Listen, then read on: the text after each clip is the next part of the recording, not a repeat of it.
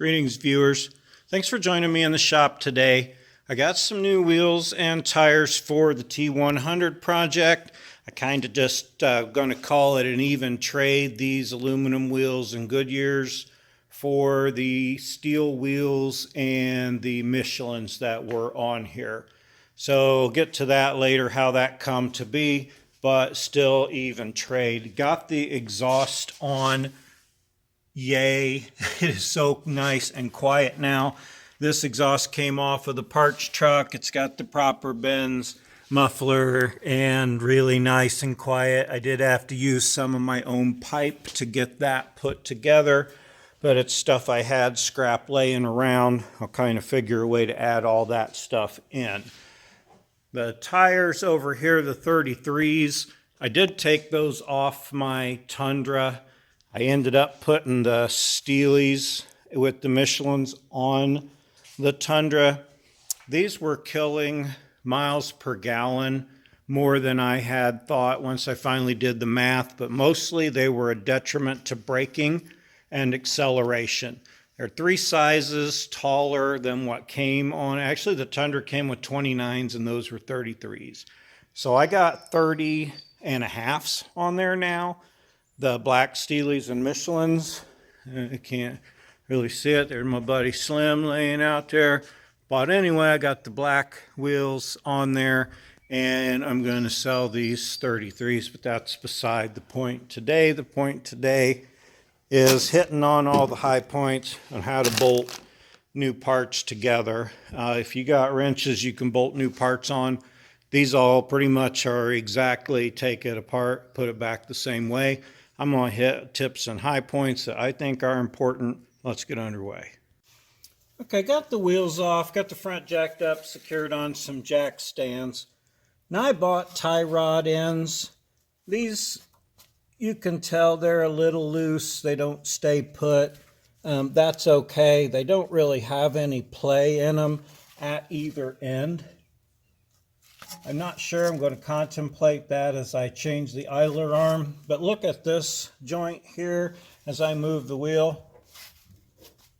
That's jacked up. That should not be doing that. It could have some roll to it, just a tiny bit, but hokey smokes, that's fried. I'll move over to the other side and show you on the pitman arm how it is also fried. Okay, grab the wheel. All you do is grab your wheel basically and move it back and forth. Look at that. That is jacked up. Now I can't believe it was that bad. I didn't really look. Like I said, these are not bad, the inner and outers. I bought them. I'm not sure what I'm going to do right now because they're not that bad to change.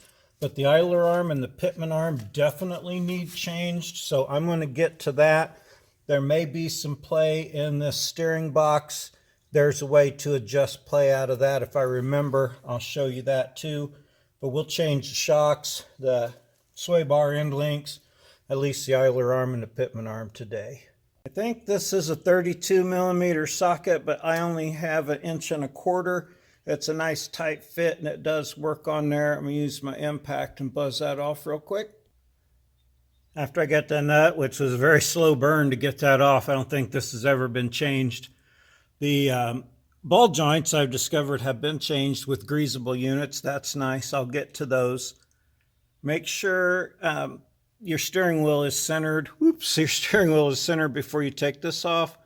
While that's soaking in, I'm going to take the other end off. If I can't get that key out, you could just jam a socket up over them and bust them off with your impact also. I'm going to turn the wheel now that I got this loose, get this over out of the way so it's out of the way of this and I can get that loose. Okay, now I got the nut off of there. I went ahead and got the nut off of here and then just beat on this part here with your hammer. You can see where I struck it. That fell apart, just a few hits. You can always use the pickle fork. This part here has hash marks on it, on the new one and the old one. Put little white dots on the shaft here so that once I pull this one off, I can line the hash marks up on my new one. If you don't have a pitman arm puller, you can rent one from the local auto parts store, usually for 20 bucks. You actually buy it and then just take it back when you're done. So I'm gonna hook that up and move forward. And while a pitman arm remover would be nice to have on hand, so you don't have to run to the auto parts store, it's pretty rarely used tool, but it's nice. This one, I got a couple of different types of clamps, but there's no way I can get one of these off. Ideally, I've been soaking this. I did heat it up before I went to get this. So I'm going to put some tension on this, and then you still got to kind of strike it. Generally, it won't pull it straight off of there. Let me throw a wrench on it and see what I get. Okay, well, I'm glad I didn't show you that part, because that took a hell of a lot of smacking on that. So you can see it's finally broke it loose, getting ready to pull it off. This has been the toughest part of the whole job. That's why I wanted to tackle it first. I'm going to take that one down. Can kind of maybe see, yeah, the hash marks on the new one. I'll line them up with my white dots on there. Bolt her all back up. Move over to the idler arm side. Okay, well, still on the pitman arm side. Got the bottom nut on and torqued. Got my castle nut on and torqued, and my cotter key in. Got my greasable unit. Happy to have. New shock. The bolts and everything are so rusty and crusty.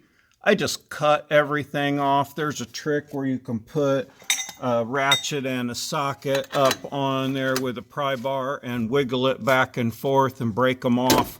I tried that, and it's here somewhere. I just broke the top off. But anyway, I cut the nuts off here.